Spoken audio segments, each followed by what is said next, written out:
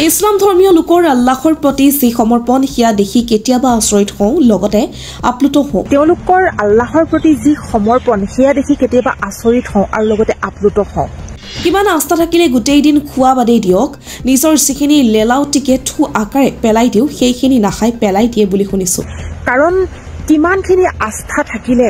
কোনোবাই গোটেই দিনটো একো নোখোৱাটো বাদেই দিয়ক নিজৰ যিখিনি লেলাউটি থাকে আমাৰ যিখিনি আমি থু আকাৰে পেলাই দিও সেইখিনিও গিলিব নোৱাৰে পেলাই দিয়ে বুলি শুনিছো জন্মৰ পৰা মৃত্যুলৈকে আমি গোটেই জীৱনটো খাই খাই পাৰ কৰো কিন্তু তাৰ মাজতে এটা মাহ যদি ভগৱানৰ নামত নোখোৱাকৈ উৎসৰ্গা কৰিব পাৰো কিমান ডাঙৰ কথা ভাবকচোন জন্মৰ পৰা মৃত্যুলৈকে আমি গোটেই জীৱনটো খাই খাই পাৰ কৰো কিন্তু তাৰ মাজতে এটা মাহ যদি ভগৱানৰ নামত নোখোৱাকৈ উৎসৰ্গা কৰিব পাৰো কিমান ডাঙৰ কথা ভাবকচোন আমিতো খাবলৈ পাও কিন্তু এনেকুৱা ভোকাতৰ মানুহ আছে যিয়ে এসাজ ভাতৰ বাবে হাহাকাৰ কৰিবলগীয়া হয়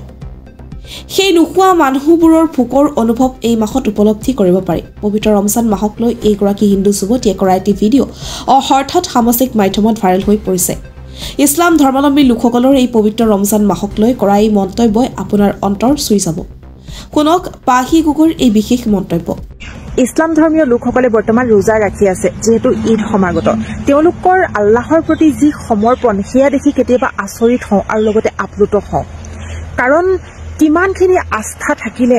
কোনোবাই গোটেই দিনটো একো নোখোৱাটো বাদেই দিয়ক নিজৰ যিখিনি লেলাউটি থাকে আমাৰ যিখিনি আমি থু আকাৰে পেলাই দিও সেইখিনিও গিলিব নোৱাৰে পেলাই দিয়ে বুলি শুনিছো তেনেস্থলত ভাবি চাওকচোন কিমানখিনি ত্যাগ কৰিবলগীয়া হয় জন্মৰ পৰা মৃত্যুলৈকে আমি গোটেই জীৱনটো খাই খাই পাৰ কৰো কিন্তু তাৰ মাজতে এটা মাহ যদি ভগৱানৰ নামত নোখোৱাকৈ উৎসৰ্গা কৰিব পাৰো কিমান ডাঙৰ কথা ভাবকচোন আমিতো খাবলৈ পাওঁ কিন্তু এনেকুৱা কিছুমান মানুহ আছে ভোকাটোৰ যিয়ে এসাজ ভাতৰ বাবে হাহাকাৰ কৰি থাকে আৰু সেই সকলৰ যিখিনি অনুভৱ সেইখিনিও সেই তেতিয়াই উপলব্ধি কৰিব পৰা যায় যেতিয়া আমিও ভোকত থাকি চাওঁ আৰু তেওঁলোকৰ যি একতা যি আস্থা সেয়া দেখি আচলতে সঁচাকৈ বহুত বেছি আচৰিত হওঁ লগতে প্ৰেৰণা পাওঁ গতিকে মোৰ ফালৰ পৰা দেৰিকৈ হলেও প্ৰত্যেকজন ৰোজা ৰাখি থকা ইছলাম ধৰ্মৰ ব্যক্তিলৈ ধন্যবাদ কৃতজ্ঞতা তথা তেওঁলোকৰ প্ৰতি ওপৰত থকাজনে